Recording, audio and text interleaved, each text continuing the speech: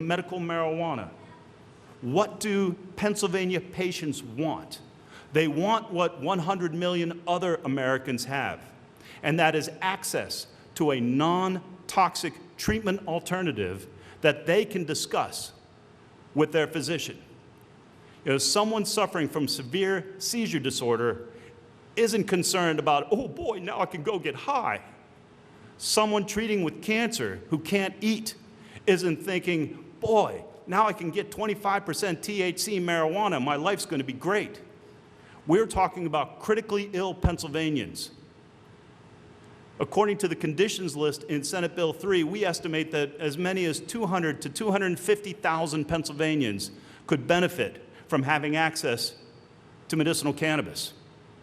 One of the things that Senator Fulmer touched on, we have absolutely a heroin epidemic in this Commonwealth and in this country.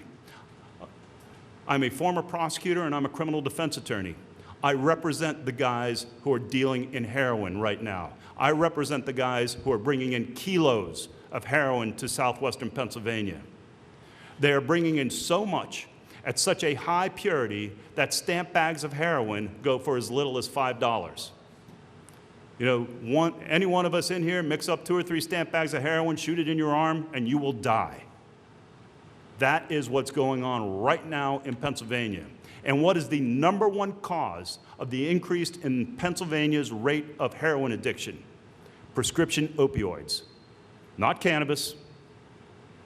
If cannabis was the gateway to heroin abuse, there would be an epidemic in Denver right now, and there isn't. Their rates of heroin use are actually going down. But here's one other thing to talk about, and Senator Fulmer mentioned it. In medicinal marijuana states, the rate of prescriptive opioid overdose deaths has gone down by 25%.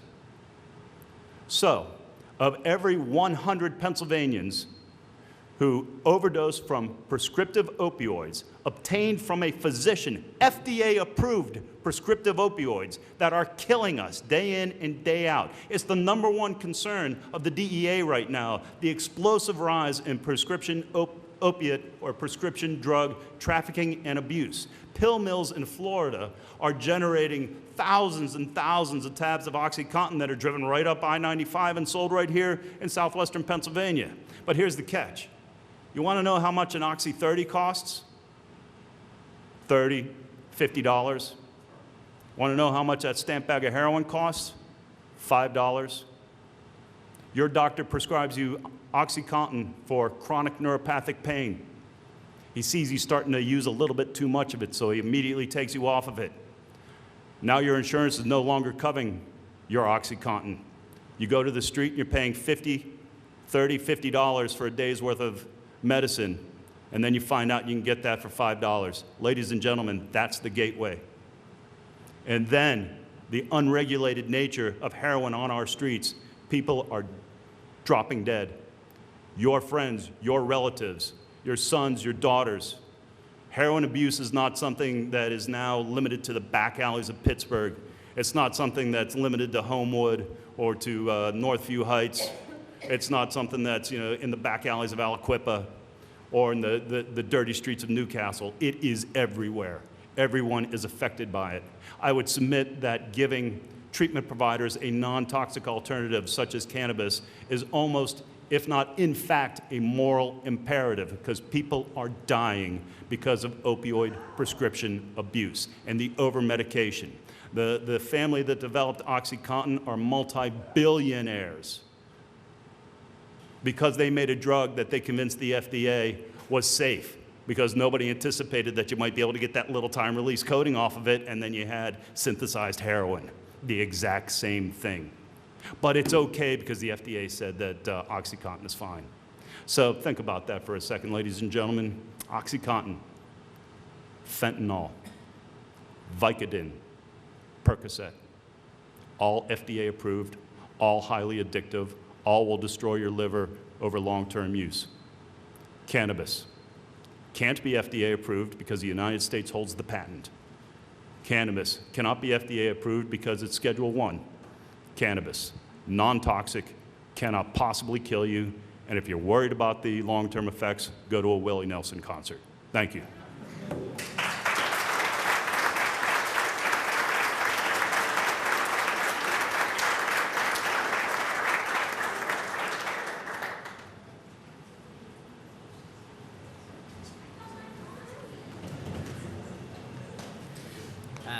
Thank you, Attorney Nightingale, for all that very useful and interesting information. It is interesting to see how many other states have already moved forward with this as we continue to discuss this issue in Pennsylvania. So we're going to move on for our final speaker, but as I asked, if any of you have questions ready to go, if you want to either pass them down this way, try to get them either to the back table or to Lori here at the front table. If you pass them along, we can make sure we get them, and we'll start getting those ready for after our final speaker. If you still have questions and need papers, please raise your hand, get a hold of the staff here, and they will help you out. So we're going to go ahead and get started and bring up our final speaker, Danielle McGirt. Danielle is a resident locally here in the Beaver Falls area. She is a medical marijuana, medical cannabis advocate, and is the parent of two children who suffer from severe seizure disorders and who could possibly benefit from the use of medical cannabis. So we're going to bring Danielle up. She has a slide show presentation as well. So just take a minute to get that ready. Danielle?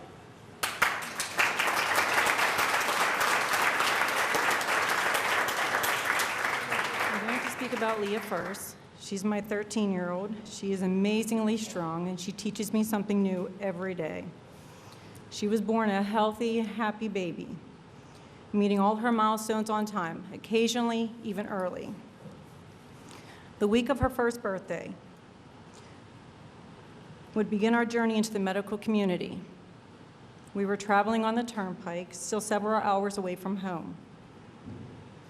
When I turned around in our van to check on our 3 sleeping children, what I saw was a terrifying, horrific sight. There was my precious little girl, blue and purple in color, gasping and foaming at the mouth. Her hands were clenched in fists. Her eyes rolled back in her head, and her entire body was tremoring. We panicked at the sight of our baby struggling. Immediately called 911 for emergency help, and she was transported to a remote hospital where she continued to seize for hours. Was later admitted and remained there for more than a week. This was just the beginning. Lee would be hospitalized hundreds of times, transported by both ambulance and life flight. Over and over, requiring lengthy PIUC stays, life support machines, rehabilitation services, and rescue medications often. Our closest friends would become the nurses and doctors at Children's Hospital. As time went on, I watched this beautiful, bright-eyed little girl become a zombie. She was heavily medicated. With each new medication being prescribed to her daily regimen, she would lose her ability to walk normally. Her walk would become wide and unsteady, described by her doctors as a constant drunken-like state.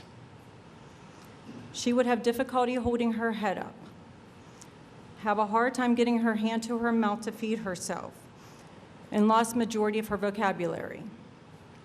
Her behavior became unbearable, and at times we'd be frustrated with one another. I did not always know what she wanted. Her development stopped. Her abilities began regressing. This was a child who once would spell her name, L-E-A-H, she would say. Now could barely hold her attention for a few seconds. The seizures were debilitating and life-limiting. As she reached the age of 2, we had tried dozens of medications. Doctors now started presenting us with other alternatives, including brain surgeries and special diets.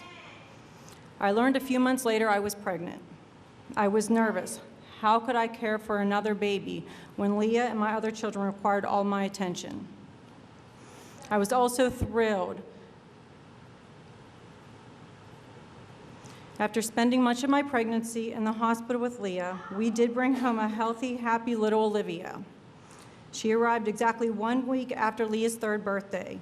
Olivia had become quite popular at the hospitals, always accompanying me and Leah to the doctor's appointments and, of course, staying in the hospital with us during admissions. Unfortunately, when Olivia was 6 months old, I would witness the same terrifying view that I had previously seen Leah 2 years prior. There she was in her car seat, blue and purple in color, foaming and gasping for air, fists clenched, eyes rolled back in her head, and tremoring from head to toe. She, of course, was life-flighted to Children's Hospital.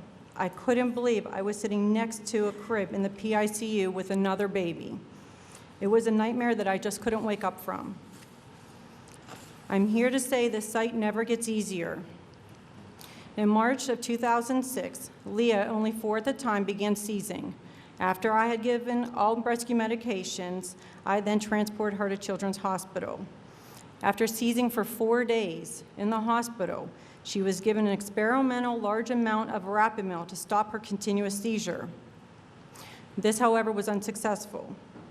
She was placed in a drug-induced coma, put on life support, feeding tubes, central and arterial lines, and numerous IVs. We were given do not resuscitate and organ donor papers to fill out. I couldn't accept this, and I remained at her side. Thankfully, after 2.5 months, we met our daughter again. Her brain had recovered from the extreme seizing. She was very drugged and weak, to say the least. Large amounts of therapies, rehabilitation were required, and she would soon be able to walk again without a wheelchair. The next few months, we focused on Leah's therapies and seizure controls for both girls. We had Leah's tonsils and adenoids removed to help her with respiratory illnesses. Unfortunately, she developed pneumonia on her 5th birthday and later was hospitalized for being unresponsive.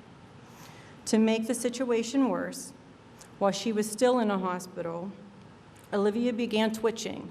Unlike the seizures we were used to seeing, we took her to the hospital. On the day of her 2nd birthday, while admitted in the hospital, she suffered more than 7 hours of seizing through the night. Most seizures were anywhere in between 56 minutes and 61 minutes long. We learned in the morning she had suffered permanent brain damage. Her quality of life did not look good. She remained on life support and failed extubation 3 times.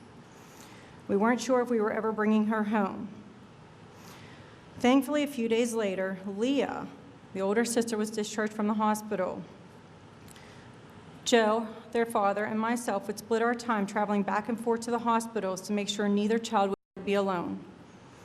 After a few months, Olivia did return home. Her brain damage was to the left side of her brain, and she would suffer a permanent memory loss. She didn't recognize me, her own mother. She didn't recognize her father or her sisters. She had to relearn everything. She was evaluated at a 6-week-old level. We had to adapt our whole home to accommodate her. Olivia was the size of a 2-year-old, but needed care for like an infant. I'm thrilled to say Olivia's brain has rerouted itself. We are blessed that we witnessed our daughter experience the feeling of sand between her toes again. She's now able to run, walk, and experience life that the doctors weren't sure she ever would be able to. Olivia is our miracle. She teaches us that opportunities can and do exist. Over the past few years, Lee and Olivia's medications have included, these are some that you've already heard tonight, but not limited to, phenobarbital, Lamictal, Zonogram, Zaratin, Keppra, Topamax, Depakote, Frisium, which we get from Canada, not FDA approved, by the way. Ativan, and here's a good one for you, methadone. I have to pick up methadone from a pharmacy. Klonopin, Clobazam, Banzel, Onfi. One of the side effects of Onfi, sudden death. They can't explain it. Side effects of other medications that I listed, liver failure, psychosis, hallucinations, increased seizures, suicidal thoughts, violent behaviors. A few surgeries that we have included for Leah is a vagus nerve stimulator. It is surgically implanted under the skin of her chest. A wire is surgically wrapped around her vagus nerve. Due to the high settings, she has needed the battery replaced surgically in 2008, 2010, and 2013. We'll be looking again in less than a year. We learned in 2007, though, that both of our girls had a mutation on their SCN1A gene. It's known as Dravet syndrome. It's a rare, catastrophic form of epilepsy and highly resistant to all medication. At this point, it has no known cure. Because of these moments, I have been driven to advocate, to search for a cure, to help my daughters have a better quality of life. I do everything I can as a mother.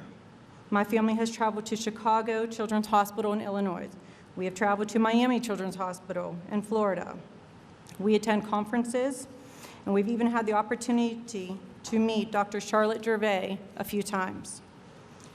3 years ago, we were informed by a good friend of mine who lives in Colorado, whose daughter also has Dravet syndrome, that they have been using medical cannabis oil with great success. They were able to wean their daughter off of harmful pharmaceuticals. At this point, 3 years later, she is seizure-free. She's riding a scooter, talking and enjoying life. Over the years, I have now heard and seen similar stories across the Dravet community. We are close. We meet with these families often. I'm able to witness these little superheroes being seizure-free, talking, writing, riding bikes after taking cannabis oil. Some of these families lives in legal states. Others have had to relocate. My husband and I both work full-time. We have a house. We have 4 children. Our therapies are here. Doctors are here. Relocating is not an option for us. The state we live in should not be the deciding factor whether or not my children should have the opportunity to use an oil from a natural plant versus harmful pharmaceuticals. We are now finding out there are new approaches to seizure control without harmful side effects, with an opportunity to decrease some of these medications and the opportunity to allow their brains to open up and learn new things.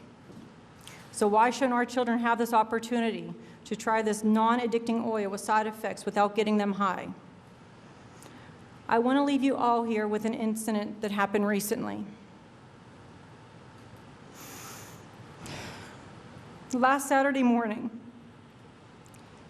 at 3 a.m., we found Lee in a full-blown seizure, not breathing and blue. We gave her 10 milligrams of rectal diastat and oxygen. She continued to seize. As we prepared to give her another 10 milligrams of diastat and call EMT, we thought we lost her. She stopped moving. I couldn't feel her heart. She wasn't breathing. She was blue with no movement. I screamed. I continued to give the rescue medication. EMT arrived and transported her to Children's Hospital. We are blessed she's here right now. This happens all too often to families like ours. We cannot waste another moment. We desperately need access to medical cannabis. I'm praying I get the opportunity to give cannabis oil to my children before it's too late, because I may not have tomorrow.